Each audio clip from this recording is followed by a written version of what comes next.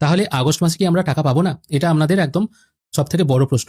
দেখুন, সরকারি ভেরিফিকেশন সম্পূর্ণ হলে তবেই কিন্তু আগস্ট মাসে টাকা ছাড়বে।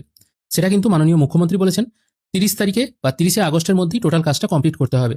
এবার টোটাল কাজ ৩০শে আগস্টের মধ্যে করা একটু মুশকিল। টোটাল কাজ বলতে কি বলুন তো?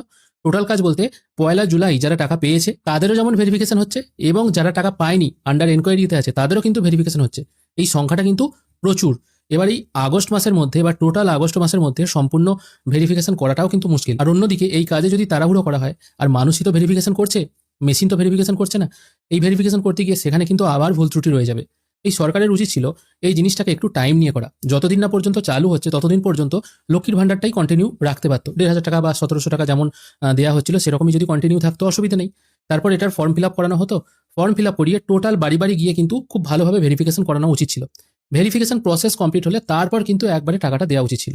তার আগে কিন্তু দেওয়া উচিত থাকেনি, যেটা আমার ছোট বুদ্ধিতে মনে হয়েছে। যদি এই প্রসেসটা করানো যেত তাহলে কিন্তু এই বিভিন্ন জায়গায় জায়গায় অশান্তি, হট্টগোল, হাঙ্গামা এগুলো কিন্তু হতো না। আপনারা কি মনে করেন অবশ্যই জানাবেন।